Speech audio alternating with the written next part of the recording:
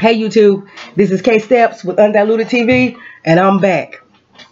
I'm back with another story that I just couldn't wait to bring you because all the pieces are starting to fall together.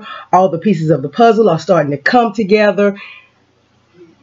It's starting to make sense, and it's starting to point in just the direction that a lot of us knew that it would point in. So I just want to bring you this right quick. I just want to put it out there and let you soak in this information and let you connect the dots for yourself, because I'm good about trying to connect dots, and I'm just going to put it out there and let you connect the dots for yourself.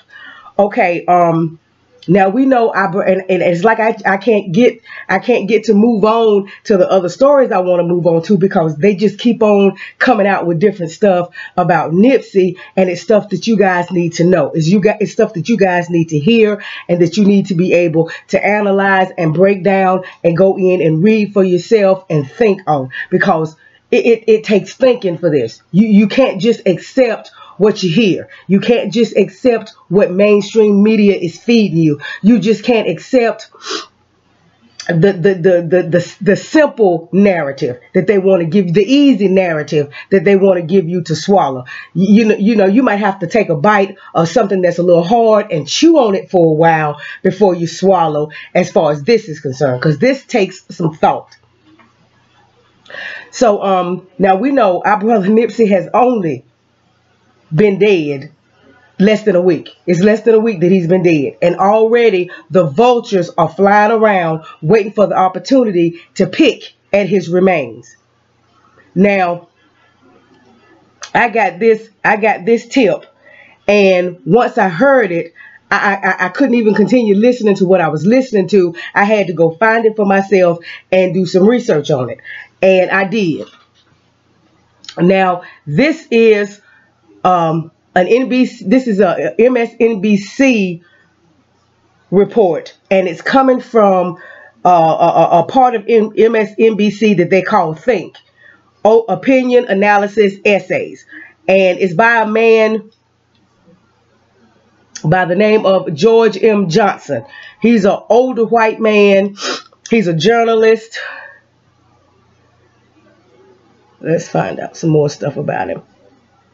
Yeah, he's an American journalist and science writer. He was born in 1952. He's 67 years old. He has out a couple of books, and you know, he writes on a whole lot of stuff, and he just, you know, he calls himself an activist. You know, he just thinks that he just has it all figured out. But anyway, in this little article that he did, and this article was dated April 3rd, 2019. So this was yesterday. Now I want you to get this. I want you to get this. Listen very, very careful. And unless you're here with your thinking cap on, then you don't need to be here at all, because it's going to take some thought. So listen very carefully. Nipsey Hussle's murder, homophobia, and toxic black masculinity that fuels it. Yeah, that's the name of this little article. Nipsey Hussle's murder, homophobia, and the toxic black masculinity that fuels it. I'm tired of black death, but I'm equally tired of those attempting to hold on to ideals that have been proven to cause so much pain and fear. Okay. So basically what this man is about to do is, this man is about to try to tie Nipsey Hussle's murder in with homophobia and toxic black masculinity. Okay, well, we already know that homophobia is an LGBTQ community word. We already know that. We already know that that's a gay rights word, homophobia, where they try to act like just because you don't agree with the lifestyle, just because you don't go along with the lifestyle, just because you're not down with the agenda, that you're homophobic, which is ridiculous. Not liking something, not approving of something, not going along with something is not the same as being afraid of something. A phobia is something that you have an irrational fear of. A fear that is totally irrational, that makes no sense. A fear that drives you into this completely unexplained panic. A fear that, you know, just causes you to just react in all kind of crazy, unusual ways. That's what a phobia is. So actually, when they're calling you homophobic, what they're saying is that you have just this irrational, crazy fear of homosexual people. And that's totally different from you just not agreeing with the lifestyle. That's totally different from you just not being down with how they get down. But we know that that's one of their words. Okay, well, we know one of their newer words, one of the newer words that they've come up with, one of the newer phrases that they've come up with is toxic masculinity. Trying to make it toxic and dangerous for a man to be a man, for a man to be strong in his masculinity, confident in his masculinity, willing to put his masculinity out there and not backing down because he's a man and because he's proud of being a man. Well, this dude here goes as far as to now call it toxic black masculinity. And he's trying to tie homophobia and this quote-unquote toxic masculinity mess. He's trying to tie these together and somehow or another make that responsible for Nipsey Hussle's death. And like I said, we know where these words come from. We know where these words come from. We know these words come from the LGBTQ community, and we know they come from this feminist movement. And like I've already said, they're pretty much one and the same. They're funded by the same people. They're run by the same people. They're in cahoots with each other. You know, they support the same things. So they push the same agendas. And it goes back to trying to feminize the whole society. And definitely trying to effeminate black men. Because if you get black men to the point, like I've said before, where they're uncomfortable with their masculinity, they feel like their masculinity is toxic, or they feel like it's dangerous, or they feel like by standing up and being a man and being a man's man and being confident in their masculinity, they feel like that's a threat to somebody. Then they start backing back and they start kind of hiding their masculinity, and they start kind of, keep trying to keep it undercover. Then the next thing you know, you just have a whole bunch of feminine folk walking around, women running everything. You know what I'm saying? And the only men that they're willing to deal with, and the only men that they're willing to really take into consideration are gay men. Why? Because the real men are too afraid to speak up. The real men are too afraid to let their voices be heard. The real men are too afraid to rise up. Why? Because they're being told that their masculinity is toxic. It's dangerous. It's violent. So let me continue with this article. Nothing in the black community happens in a silo, meaning, in some enclosed space. And thus, when tragedy inevitably strikes, it is often seized upon as an opportunity to engage with larger, more uncomfortable questions. It's not surprising that the murder of rapper Nipsey Hussle on March 31st has sparked a series of conversations about gun violence, homophobia, and how we mourn a complicated black life. Now, it's very, very possible that his murder has sparked some conversation about gun violence. That's very, very possible. I have seen a small amount of conversation about gun violence. Not a whole lot, not much. And I don't think anybody is talking about how to mourn a complicated black life, because I don't see where his life was so complicated. And I don't see where people are having a problem knowing how to mourn him. I don't think we're having a conversation about how to mourn him. Everybody mourns in their own way. So your way of mourning may be totally different from my way of mourning, but I don't think anybody is sitting down having long dragged out conversations about how we're going to mourn this man. We're all going to mourn him in our own way. But I definitely, certainly have not seen with all the social media that I've seen, all the YouTube that I've seen, all the comments that I've seen, all the commentary that I've seen since the day Nipsey was shot and died. I have not seen anybody having a conversation about homophobia. I have not seen anybody having a conversation about homosexuality. I haven't heard anybody having any conversations about who was screwing who, because that's not what the conversation has been about. That's not what the discourse and the dialogue has been about since this black man died. The discourse and the dialogue has been about his legacy, has been about his accomplishments, has been about the actual facts surrounding his death. That's what the conversations have been about. I haven't seen anybody having any long dragged out discourse or any discourse at all about homophobia. So what is this man talking about?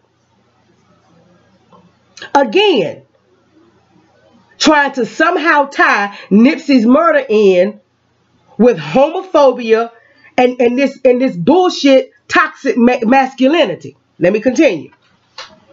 Lost in these conversations, though, is an equally important discussion about black masculinity. There we go. They couldn't wait for the opportunity to come after the heterosexual black man. They could not wait for the opportunity to use Nipsey's death, to use his murder as a chance to go after heterosexual black men and black masculinity. The strong black man, the black man that's willing to stand up, the black man that's willing to speak out, the black man that's willing to do it the traditional way, with the traditional families. The man with his woman on his arm and his children. The man that's taking care of his family, handling his business, and looking after his community. They couldn't wait for the opportunity to attack black men, heterosexual black men. Lost in these conversations, though, is an equally important discussion about black masculinity. Who it is afforded to and who ends up dying when we tie toxic ideas to black manhood. Who tied any toxic ideas to black manhood? It's almost like he's trying to make it sound like the only man in America that's violent or that has toxic behavior is the black man.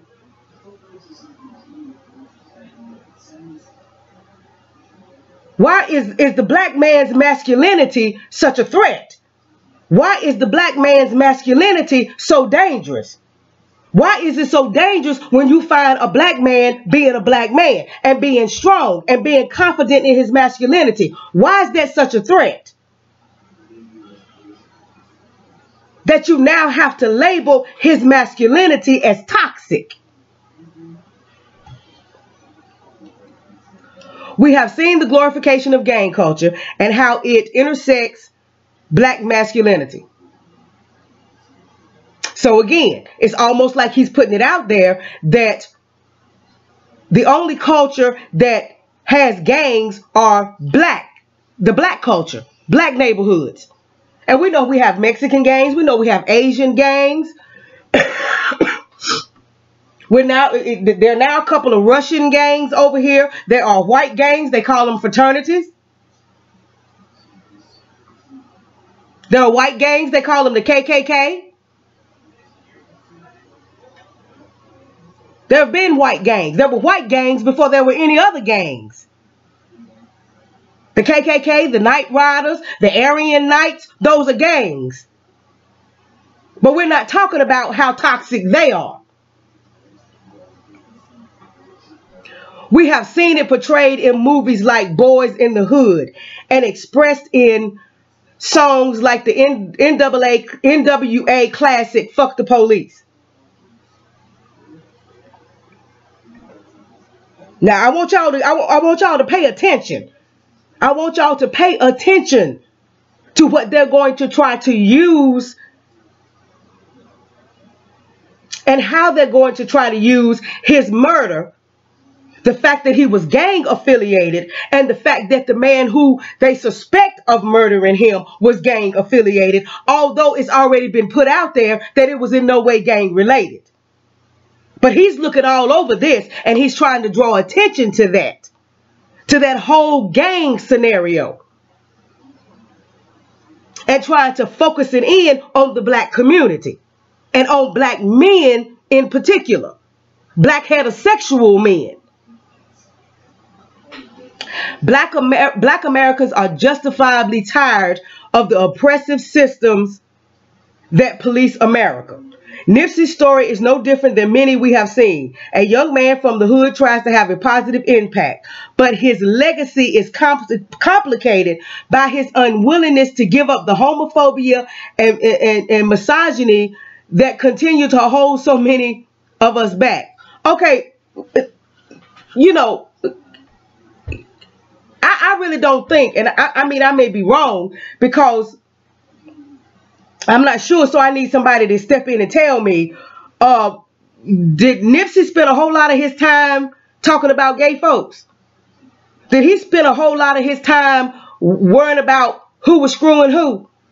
Or worrying about whether, you know, this dude was doing this dude, or that dude was doing that dude, or this chick was doing, I mean, did he spend a whole lot of his time doing that? Did he have a whole lot of conversations about homosexuality? Did he come across to anybody as being homophobic?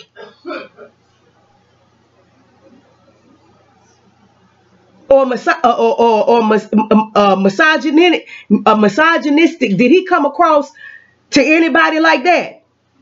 Or did he spend more of his time concentrating on his career, concentrating on his businesses, concentrating on his community, concentrating on his family, concentrating on the different programs that he was developing in his neighborhood, that as we already know, he was planning on expanding those programs outside of Los Angeles into other cities and other states. So how much of this man's time did he spend bashing homosexual people? How much of his time did he spend, you know, just putting it out there that he was just completely homophobic? Now, remember what I told you homophobic means. An irrational fear of homosexual people. That it's not possible. It's not possible that he was homophobic. Look at the career he was in. He was in the music business. Look at the people he dealt with. He rubbed elbows with folk in Hollywood.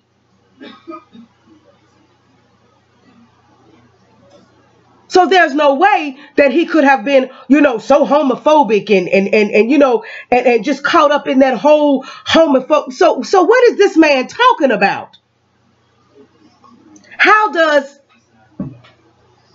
him maybe not, of course not being a part of that lifestyle, maybe him not necessarily agreeing with that lifestyle, you know, maybe him feeling like, you know, too much of that lifestyle is being forced on people and pushed on people. Maybe he felt some of that. But how is that going to complicate his legacy? His legacy remains. What he accomplished, what he achieved, what he got done remains. Has nothing to do with homophobia or misogyny or any of that. Has nothing to do with any of that. Let me keep reading. So I hope you understand now. This is not to say that people can't evolve.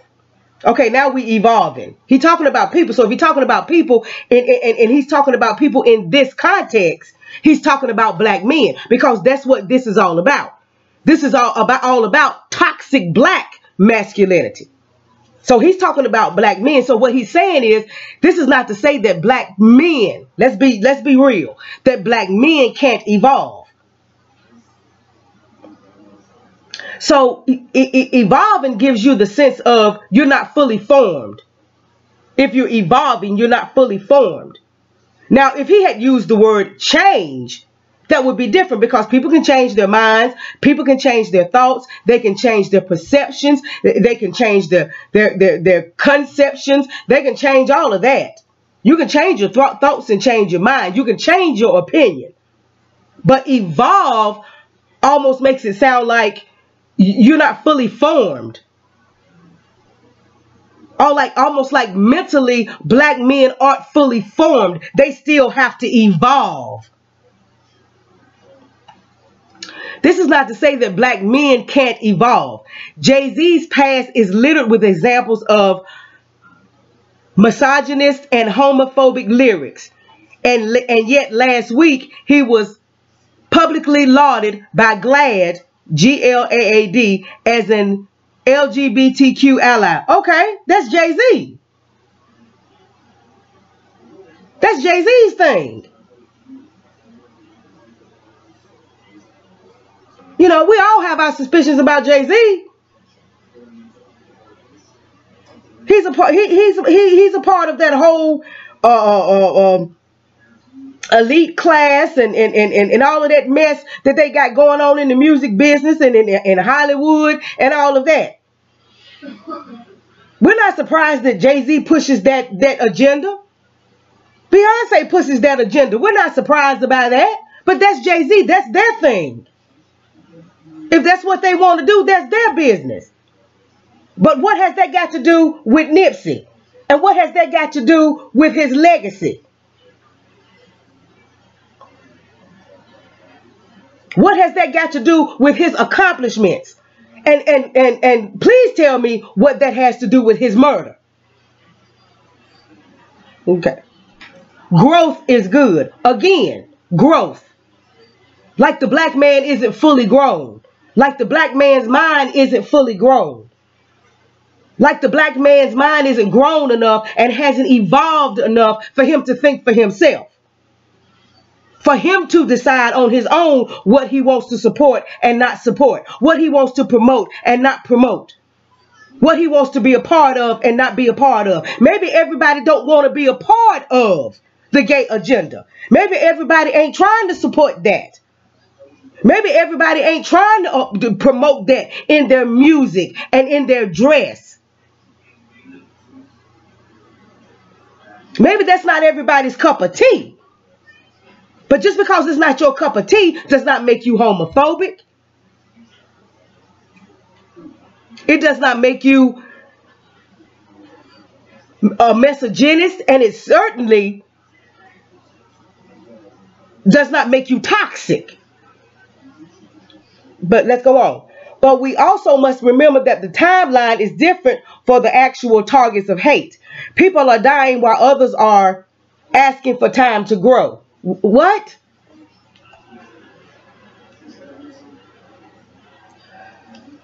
The LGBTQ community is all too familiar with the violent side of black masculinity. Here we go again. In 2016, a black man was sentenced to 40 years in jail for pouring boiling water on a sleeping gay couple. Okay, that's one man. And you haven't given us any facts about that case. For all we know, the man pouring the boiling water might have been in a relationship with one of the other two men that were caught sleeping. You don't give us any information on this. You don't give us any backstory. And that's one man. What does that have to do with anything? How is that the black side? How is that the violent side of black masculinity? That has nothing to do with him being black or being masculine.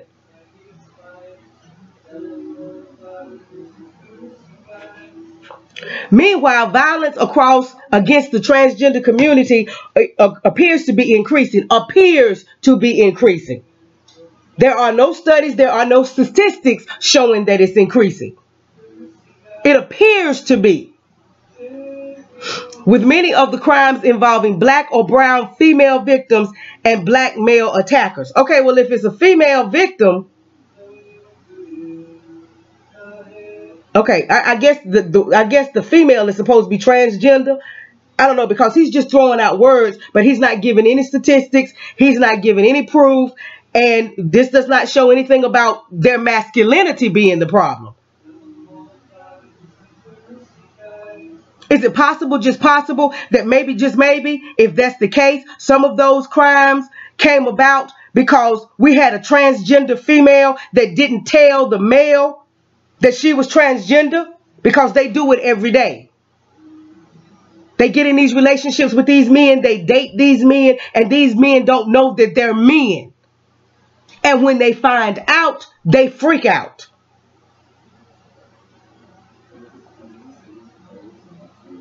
And that's logical.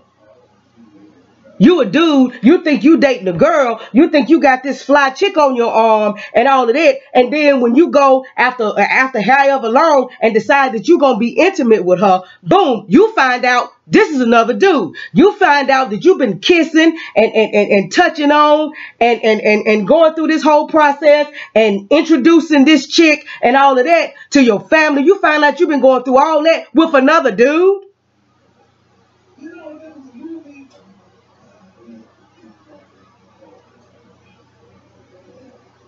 And then 9 times out of 10, their excuse is, well, I figured if you knew who I really was, or if you really knew I was transgender, that, you wouldn't have anything to do with me. Right. But you didn't give that person that choice. You didn't give them that right to make that choice.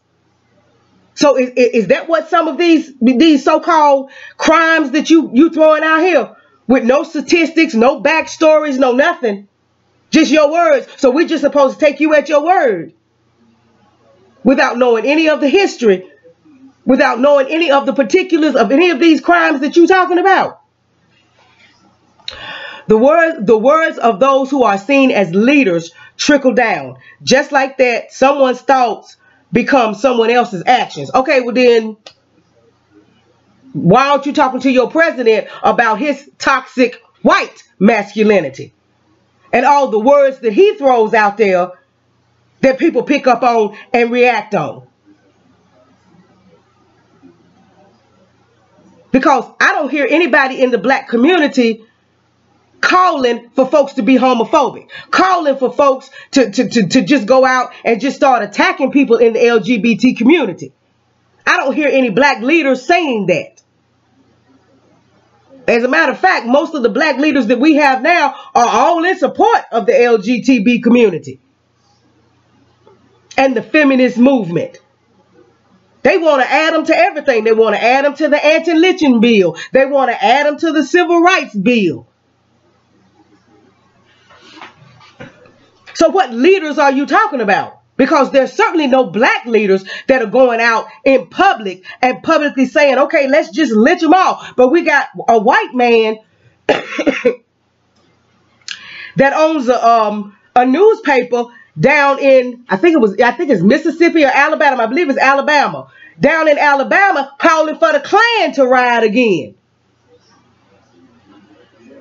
And to lynch politicians in Washington. Let's go clean up Washington.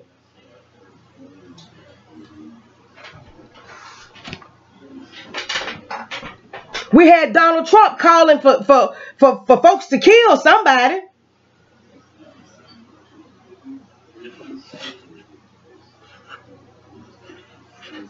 But there are no black people out here telling folks, well, just hate them because they gay. You understand what I'm saying? Just lynch them. Just jump on them. Just beat them up. Just kill them because they gay. No, we're not doing that. So what is he talking about? Again, this was just the opportunity that they needed to attack black heterosexual men. Let me keep reading.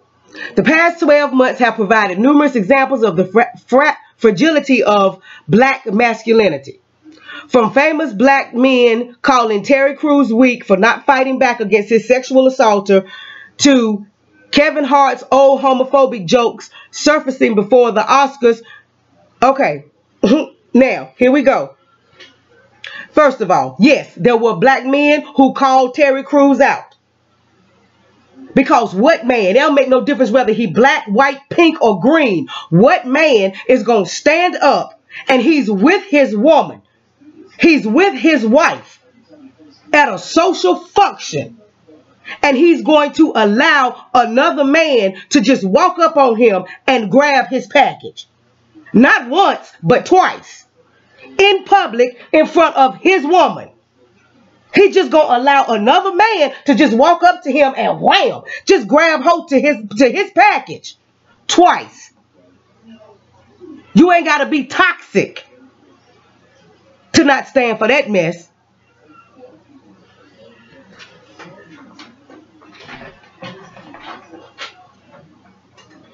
Yeah, but that same Terry Crews that couldn't fight back against that white man that grabbed his package twice in public in front of his woman didn't have no problem firing back on those black men who called him weak. He didn't have no problem firing back on them. And as far as Kevin Hart is concerned, every comedian that's ever existed on the stage, whether they be black or white,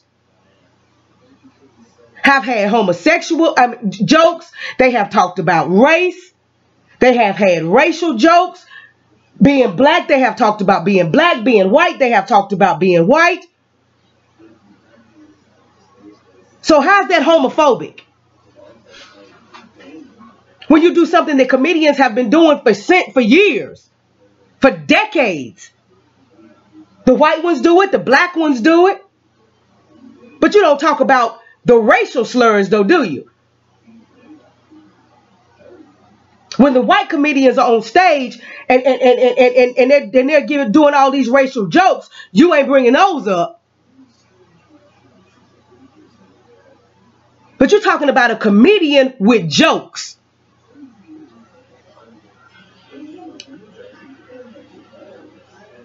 From famous black men calling Terry Crews weak for not fighting back against his sexual assaulter to Kevin Hart's old homophobic jokes surfacing before the Oscars to the death of two black men at the apartment of prominent Democratic donor Ed Buck. The dots connect. Okay, what the two black men in Ed Buck's apartment got to do with black masculinity? Because if their black masculinity had been toxic and dangerous, they wouldn't be dead. So that really don't connect right there. And Ed Buck ain't black. He white. But it's the two black men that's dead, not Ed Buck. So if their masculinity had been toxic, if those black men's masculinity had been toxic and dangerous, they wouldn't be dead. Ed Buck might be dead, but they wouldn't be dead.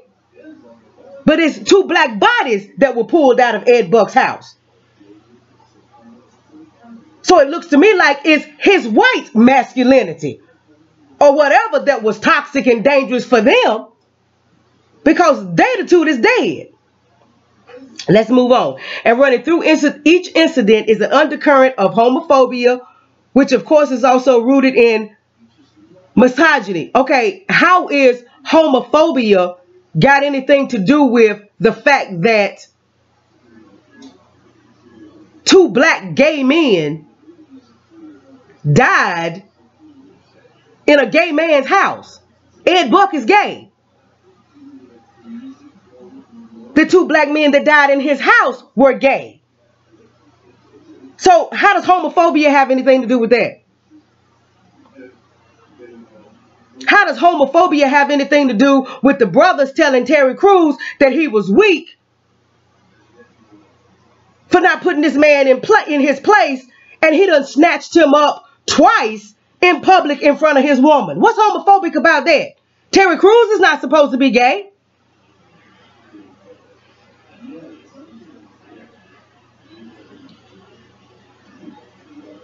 And I definitely don't think Kevin Hart is homophobic.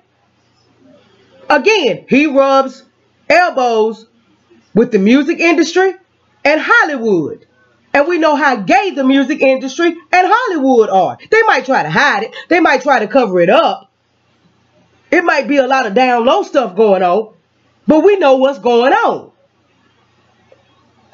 Terry Crews alleges he was sexually assaulted by a man who doesn't identify as gay. Yet other men like actor D.L. Hughley and rapper 50 Cent questioned if Crews maybe wanted the incident to happen because he didn't react in a violent way. Okay. Something is up when you in public at a public event. Your wife is standing right beside you. And some man comes up to you and not once but twice violates you by reaching and grabbing hold to your package. It wouldn't have took no violence. It wouldn't have took no violence. All it would have took was one lick. That ain't okay, but the white man reaching and grabbing you wasn't violent. See, that's not what was violent. Get this, people. You got to get this. That's not the part that was violent. What the white man did by violating you and just grabbing a hold to you and snatching you up like that, that's not violent. But if you had reacted to protect yourself, to defend yourself, then that would have been violent. That would have been toxic black masculinity. See, there was nothing toxic about the white man's masculinity who reached and grabbed you like that and disrespected you like that in public in front of your wife and violated your body. Violated all your personal space and everything. See, there was nothing toxic about that. Why? Because he was a white man. There was nothing toxic. There was nothing dangerous. There was nothing violent about that. Because he was a white man. But if you had reacted in self-defense,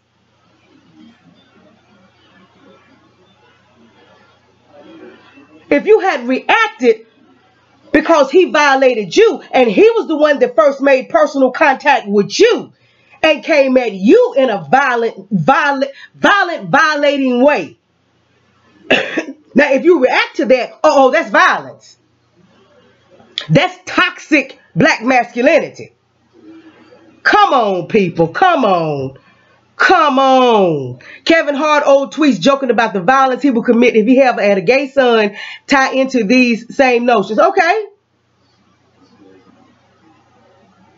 That's Kevin Hart. That's Kevin Hart's child. If that's how he feels about having a gay son, then that's how he feels about having a gay son. That's his son. He can feel any kind of way he want to feel about it. That's his child.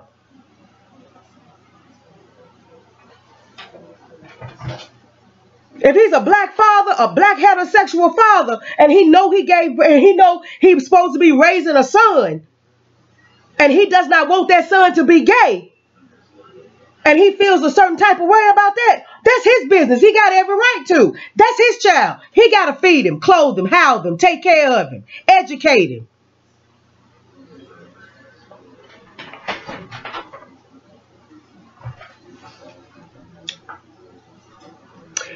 Some man named Wendell Melton murdered his gay black son, Giovanni Melton, in 2017. Allegedly, he would rather have a dead son than a gay son. Okay, that's how he felt about it. He felt that strongly about it. Do I approve? No.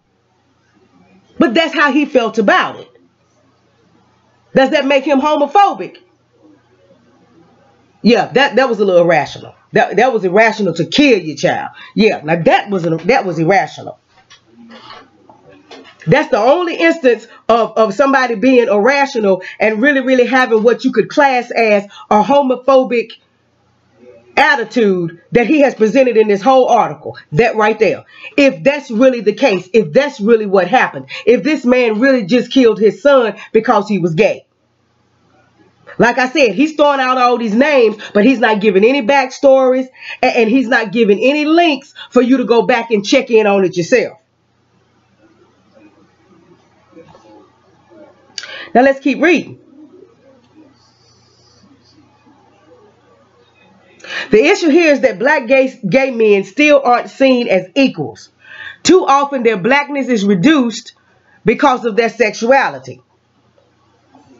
Now, I don't necessarily agree with that, because every gay brother is not walking around here with the tutti frutti, you know, broken wrist syndrome and trying to do the hair and the nails and the little walks and the twists. Every gay brother ain't trying to do all of that. Now, it's some gay brothers that just look at them, you couldn't tell they were gay. By the way they walk, by the way they talk, by the way they dress, you couldn't tell they were gay. And if you run up on them, they will beat you down. See, they got this new feminist thing going on with the ones that want to put on dresses and all of this kind of stuff. But a lot of the gay brothers of my day, and they were gay, and didn't mind letting you know that they were gay. But they were gay men. And they let you know that they were a man. And for you not to get it twisted that just because they were gay meant that they were not men.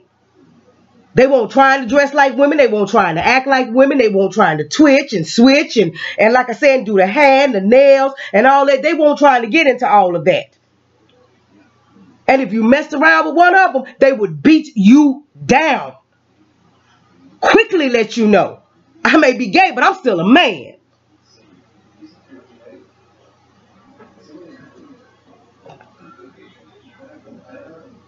Now, some of this mess they got going on now, with all this hee hee ha ha, you know, and all this little sissified mess, and all of this, and these men walking around here in dresses, with pocketbooks, and all of this kind of mess. No, that's not cute.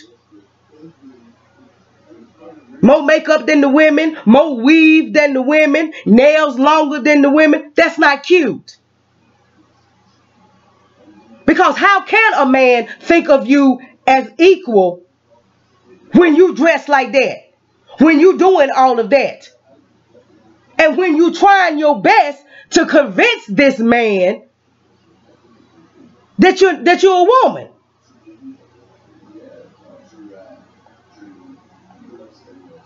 Now again, I really don't think too many men nowadays have this big old problem with gay issues and all of that. I really don't. I really don't think that they have the problem that he's trying to make it seem like they do. Now, they might not want to ride with you. They might not want to hang with you. You know, they might not want to, you know, they might not want to call you buddy unless you a member of the family, or unless you just a homeboy that they've been running with all their lives and grew up with or whatever. But they ain't hating on you because they too busy trying to do their own thing. They ain't worried about who you sleeping with, long as you ain't trying to sleep with them. So I just don't see it. You know what I'm saying? And if you put yourself out there as a man to be respected, you're going to be respected. Now, like I said, all this walking around in dresses and toting pocketbooks and all that kind of stuff. No, real men ain't trying to see all that. They ain't trying to see all that. They ain't trying to hear all of that. They ain't trying to be a part of all of that. And they're certainly not trying to support that. But they not going to, if that's your thing, that's your thing. Just go on over there and do it. That's how they feel. That's how you roll. That's how you roll, dude. Just roll over there. But see, the problem with this whole gay agenda and LGBTQ and all of that is they keep trying to push this stuff down people's throats. They keep trying to make people accept it. They just keep trying to make people act like this is natural and this is just the way it's supposed to be, you know, and you're just supposed to welcome us with open arms and not question. No. If I don't like it, I don't like it. If I don't agree with it, I don't agree with it. Does that mean I'm going to bash you? No. Because you living your life over there, I'm living mine over here. You know, and then it's the minute you don't go along with it, or the minute you speak against it, or the minute you have an opinion that's different from ours or whatever, then we're gonna bully you, and we're gonna bash you, and we're gonna call you homophobic, and we're gonna, you know, we're just gonna tear you apart, and you just spreading hate and all that. No, I ain't spreading no hate, and I ain't homophobic. That's your thing. Do your thing. But understand, in you doing your thing, I don't have to like it. I don't have to accept it. I don't have to be a part of it.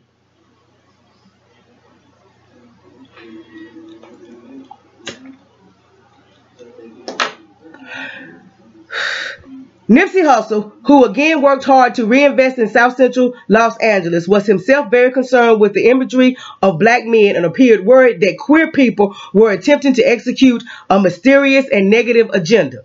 Such language is often used to criticize LGBTQ people for being too openly proud of their sexual orientation, or even worse, for allegedly influencing others to live openly gay as well.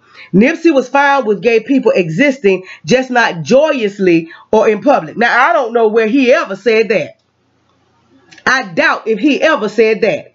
And yes, he's exactly right. They are attempting to execute and push an agenda.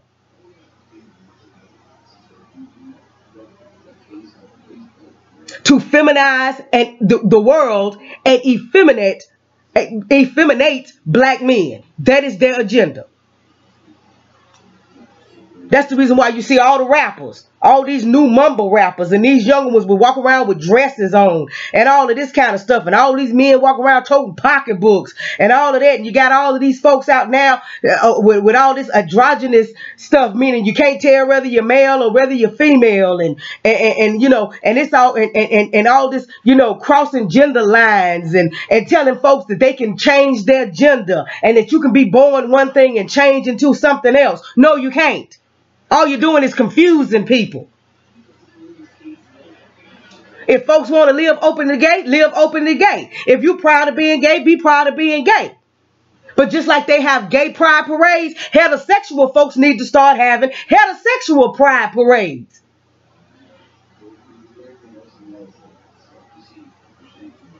But heterosexual folks are not trying to force their sexuality on anybody. To the point where we have governments and we trying to make the government and the largest courts in the land change laws and change the very definitions of marriage and all of that.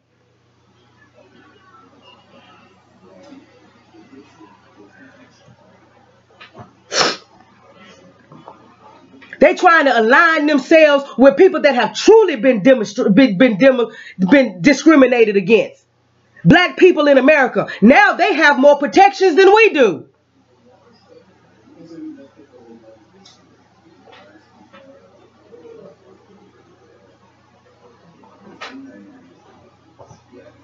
Why? Simply because they're gay. Not because of something that they can help, simply because of a sexual orientation.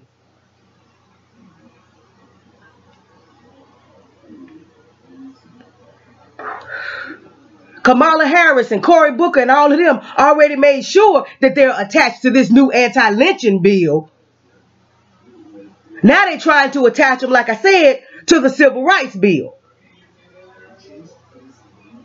So now they get added protections and extra protections above and beyond the protections that they get just as being American citizens.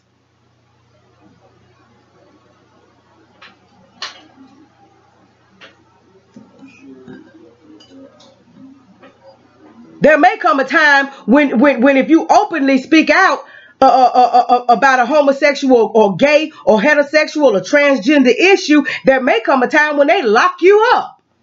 They're already challenging freedom of speech.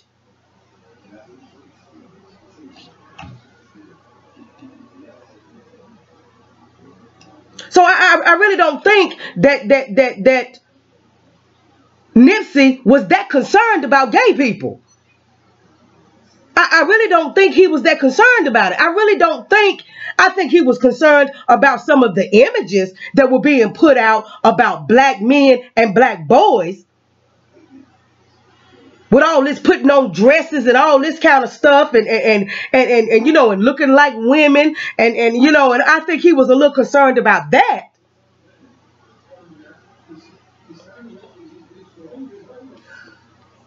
You know what I'm saying? Because not enough of images of strong black men are being put out there. When we see a strong black man, when we see a heterosexual black man, when we see him in the news, 9 times out of 10, when we see him on television,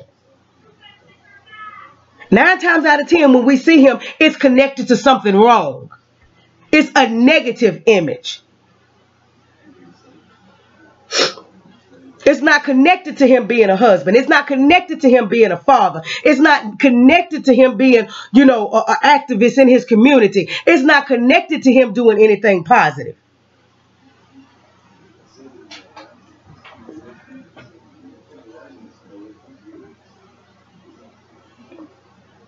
I think that bothered Nipsey.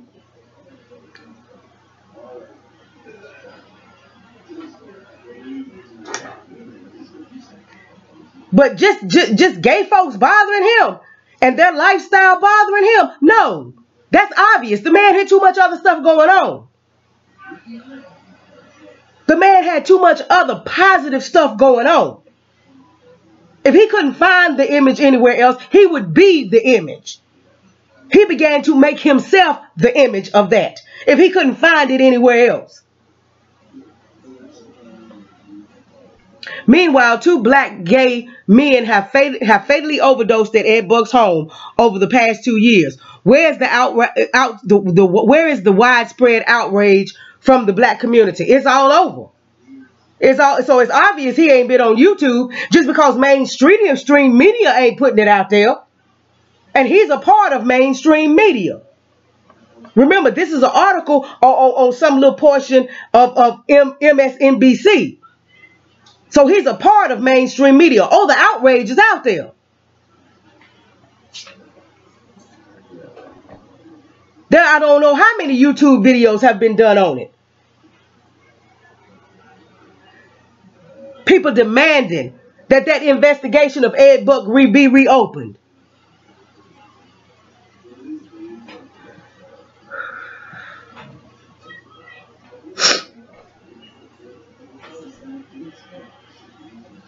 Talking about where are the marches and the protests? Right there in LA. That's where they are. That's the reason why they have over 30,000 signatures on a petition that they have already turned in to try to force the DA's office and the police department and all of them to reopen the investigation on Ed Buck and bring down some kind of indictment for him, against him. So do you understand? This is not based in reality. This is not based in fact. This is just another attempt, another sneaky, underhanded attempt by supporters of the gay agenda, by supporters of the LGBTQ community, to come out and attack another heterosexual black man, to attack masculinity and try to call it toxic and dangerous. Has anything that I've read so far showed you how any of this is connected to why Nipsey is dead now? No. Could this lackluster response be related to an unspoken feeling that men like that deserve what they have coming? No. But now he all of a sudden wants to act like he's concerned. Okay, where's the white LGBTQ community? Where are their protests? Where are their marches?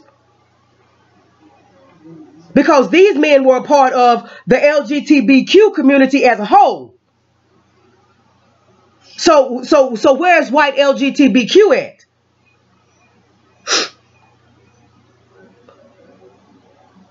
Why are they not demanding anything? Why are they not in Los Angeles protesting and marching? Why is it only the LA citizens that are there doing it? Where's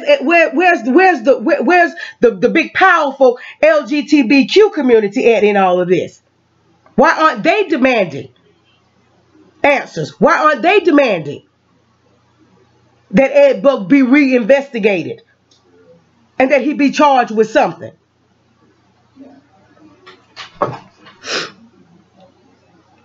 See?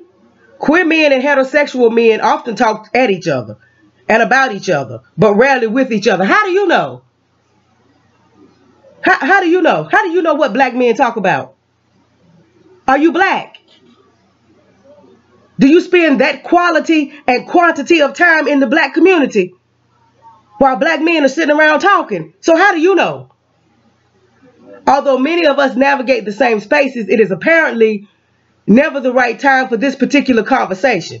This is why so many of us air our grievances in the aftermath of tragedy. What grievances are we airing? I grew up in a black family. No, he didn't. We heard the stories of my uncle running the streets and getting into shootouts. This old white man want us to believe that. And he was born in 1952. Woo, really? Where friends of mine join gangs and use dominance and violence to earn the neighborhood's respect.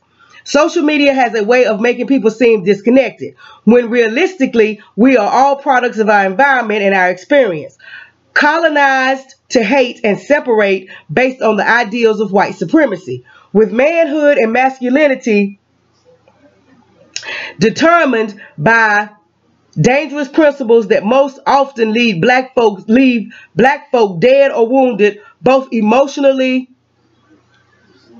and physically. Because the truth is toxic black masculinity kills.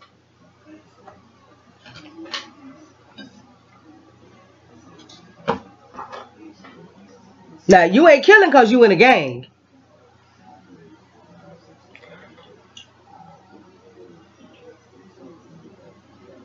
You ain't killing because that's just the way of the streets. And where did the gang mentality come from? The mafia. The old gangsters. Al Capone. Benny Siegel.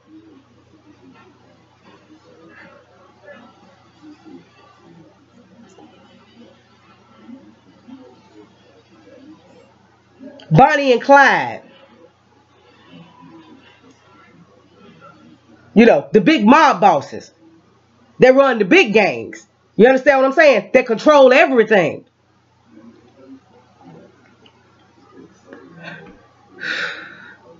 But he ain't talking about that masculinity. No. He talking about toxic black masculinity.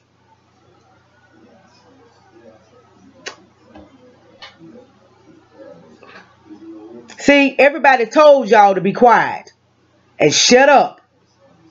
But y'all just didn't know how to do it. You kept running your mouths about foolishness. Now listen to this.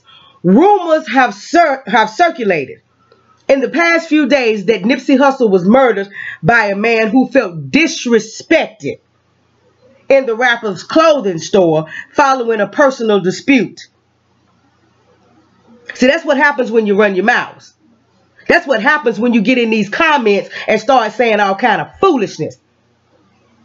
And start cooning and saying exactly what the white folks want you to say. Then they take that and use it against you.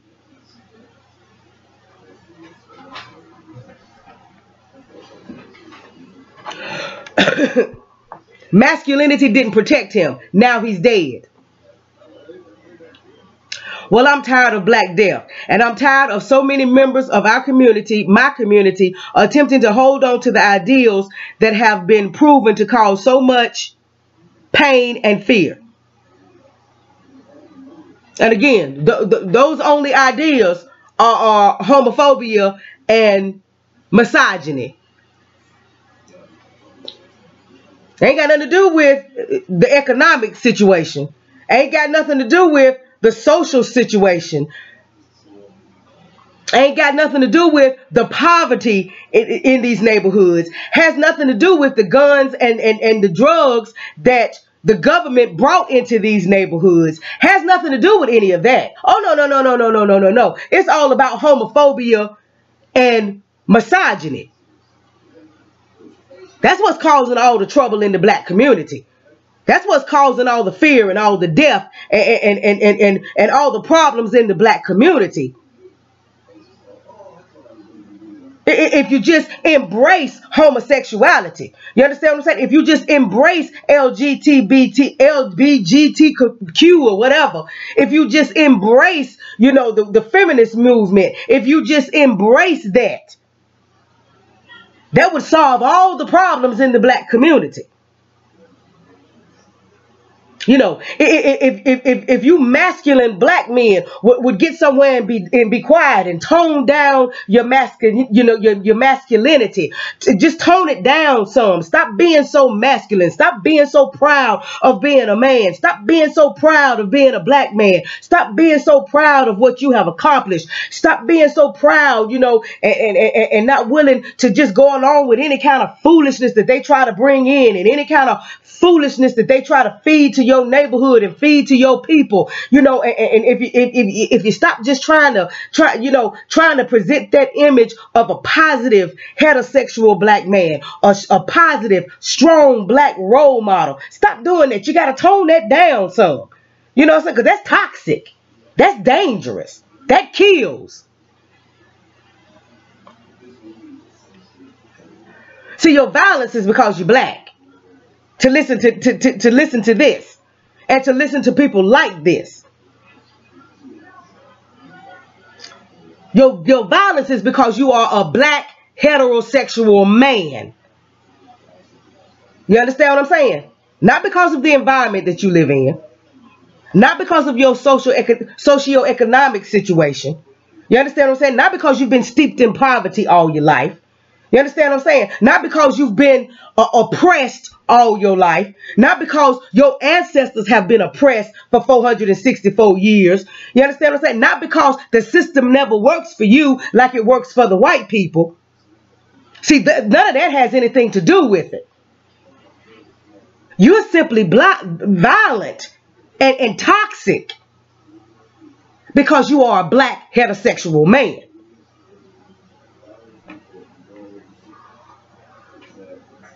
That's what this whole article is about.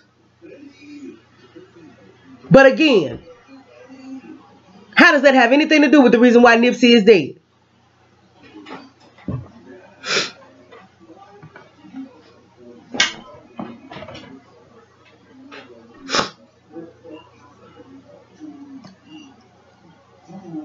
How does homophobia and misogyny have anything to do with the reason why he's dead?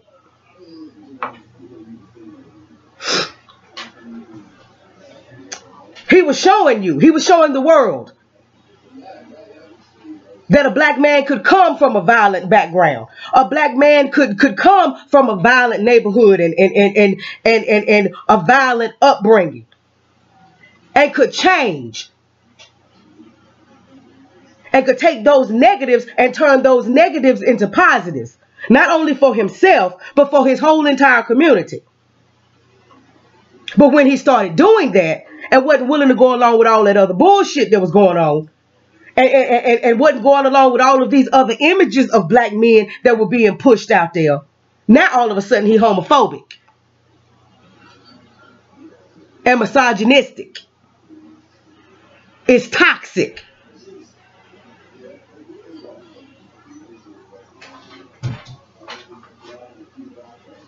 And like I said, because y'all just want to keep running your mouths and keep putting stuff out there that you absolutely know nothing about, because unless you were there, you have no idea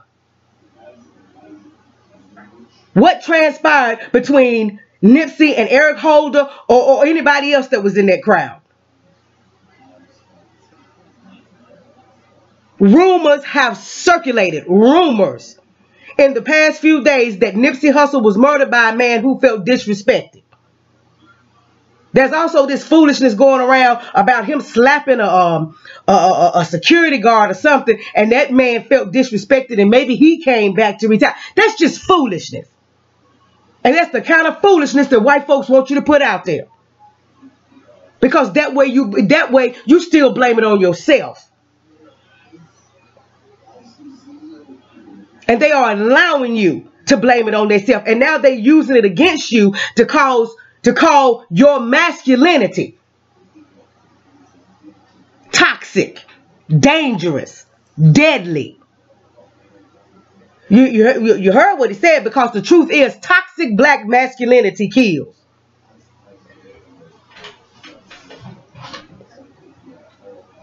But we ain't heard nothing about toxic white masculinity.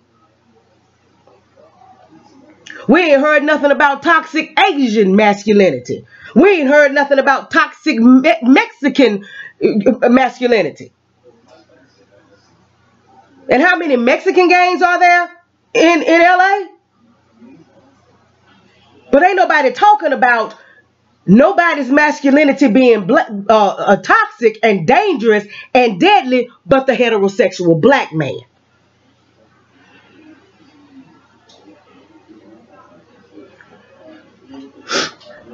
And this is what I find interesting. What I found interesting when I did my research was this. Real interesting.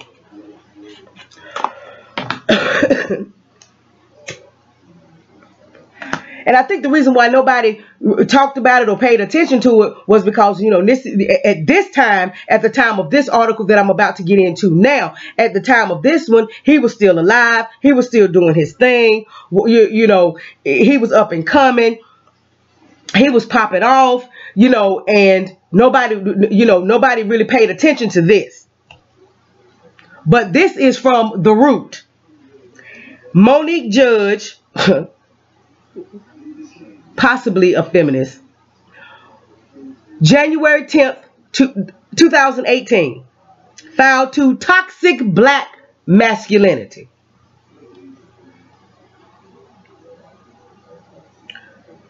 And this is another one about Nipsey.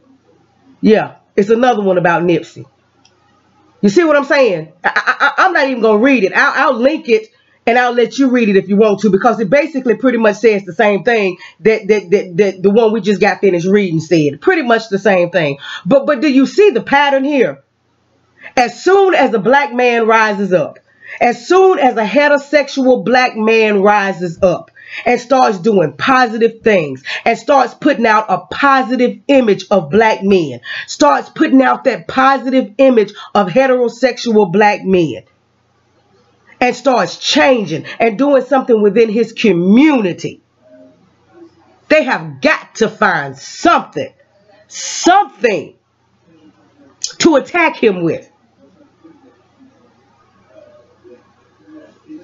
They couldn't attack him with his past. Why? Because he had already come to grips with his past.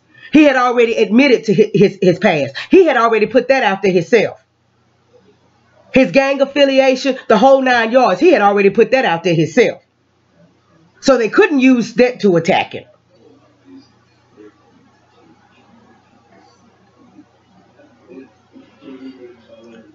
You know, he wasn't involved in a lot of the other foolishness and beefs and all of this kind of stuff that a lot of these new rappers and these young rappers are involved with. You understand what I'm saying? I don't think, based on what I've heard, that he was running around from woman to woman to woman to woman to woman to woman to woman. You know, he didn't have any beefs with any record labels or anything like that, because he won't sign to nobody. And when he did sign, he wasn't signing over his entire career. He was still in control of his music. And he had been independent for so long. If I'm not mistaken, I think this is the way the story went when I read, is that he was independent for a long time. Then he signed. Then he left that company that he had signed with, and he went independent again. And then he finally signed some kind of distribution deal. So nobody owned him.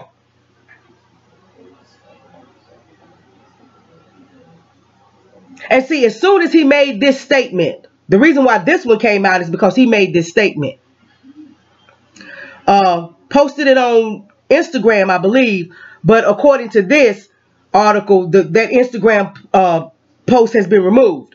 But this is what it said. Demonstration speaks louder than conversation. And I'm assuming that this is a quote from him. I'm alleging. I'm not sure. But that's according to this article. This is a quote from Nipsey. Demonstration speaks louder than conversation. They gonna feed us every image of our men and boys but this one. No hyperviolent, no homosexual, no abandoners. Just strong black men and young men. That's the image that he's saying that they're not going to show you. They're not going to feed you that image. You understand what I'm saying? Yeah, they're going to feed you the image of the hyperviolent. Because they have always classed black men as being the most violent. The most irrational. You know what I'm saying? Dumb, can't think, can't rationalize, can't control his emotions. So that makes him inherently dangerous. That's the picture that they have always tried to paint of black men. So he's saying that's the image that they're going to feed you. They're going to feed you that image of the hyper-violent black man. They're going to feed you the image of the gay, homosexual black man. They're going to feed you the image of the black man that abandons his family and abandons his community, abandons his people. Those are the images of the black man that they're going to feed you. But they're not going to feed you that image of the strong black man. The black man that's handling his business. The black man that's taking care of his family. The black man that's taking care of his woman. The black man that's looking after himself and his community. They're not going to feed you that image. And like I just said, he knew he wasn't seeing those images. He knew what images he was seeing. So he was determined, okay, if I can't see those images, I'll be that image myself. I'll start making those images. And that's what he was doing.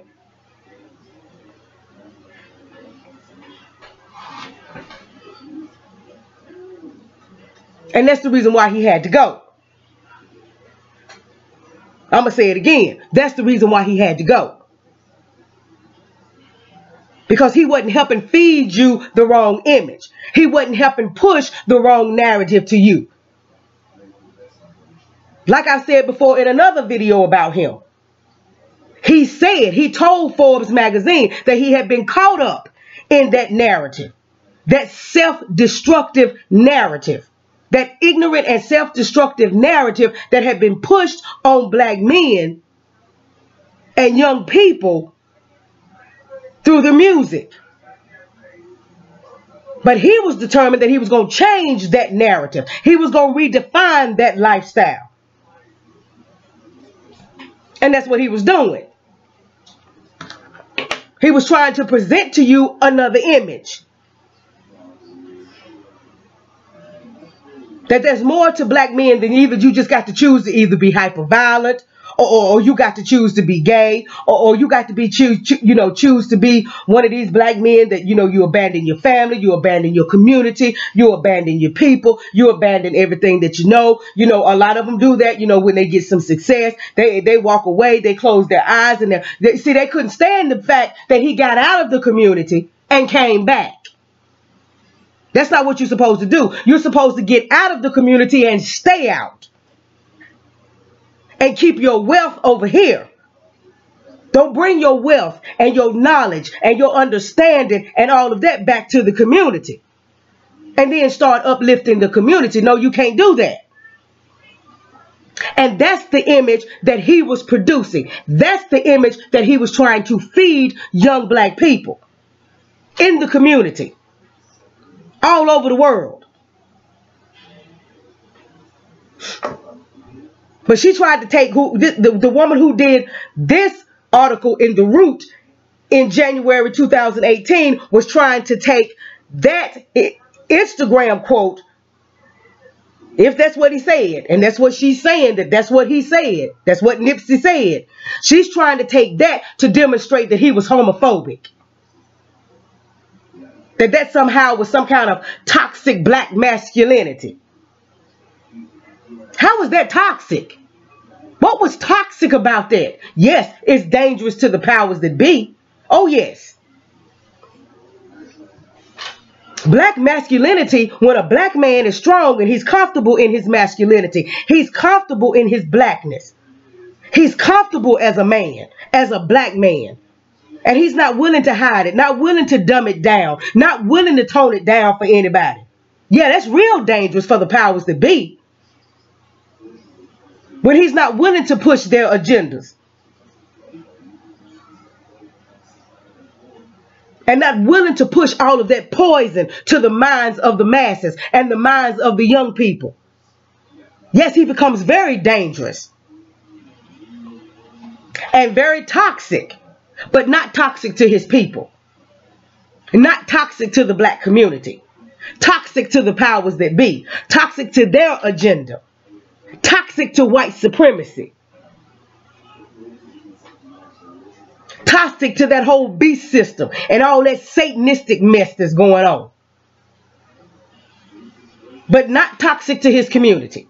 Not toxic to the black community. Because that's what we need. We need more black people and more black men. More heterosexual black men that are willing to stand up and say, hold up, wait a minute. I'm tired of the image of us that you're feeding to the world. This is how we really look. This is how we really are. This is what we really do. We take care of our families. We take care of our homes. We take care of our communities. We ain't all running around trying to put on dresses. We ain't all running around trying to belong to the most popular club and the most popular group and everything that you got going on in the music business and everything that you got going on in Hollywood and all the white, you know, the little secret white clubs and your little societies and all that. We ain't all trying to be a part of that. Some of us are right here building wealth, educating our children, building our families, building our communities. That's what we need. We need more toxic black masculinity. Because it's not dangerous to us. What's dangerous to us is all these sissified, dumbed down, toned down, broken so-called black men and black leaders that ain't coming to us with nothing but the same old mess year after year after year after year after year, trying to push them white folks' agenda. And to try to keep us going along with business as usual. That's what's toxic to us. That's what's killing us.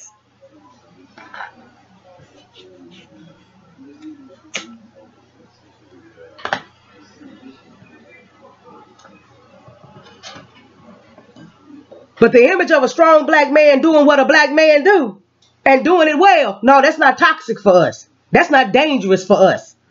That's not deadly. That's what gives us hope.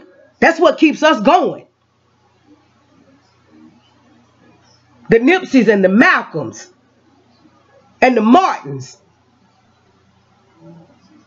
and the Elijahs and the Farrakhans. The Kaepernicks. Those are the black men that give the black community hope. And even though Nipsey is gone, his legacy is still here and we can still see the image that he put out there. And as long as we keep that image out there, keep it in the forefront and keep it alive, we'll continue to have hope. Until another one comes along. And hopefully this time we'll do a better job of protecting the next one. And looking after the next one.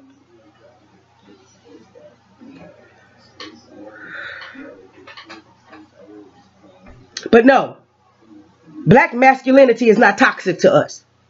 It's not deadly to us. It's not dangerous for us.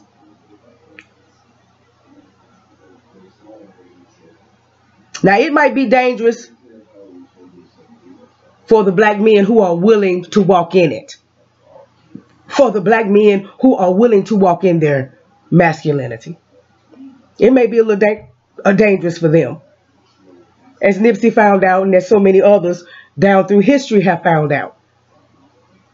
That's the reason why we have, as the black community, have got to do a better job of rallying around them, holding them down, protecting them, helping them watch their backs, their fronts, and their sides.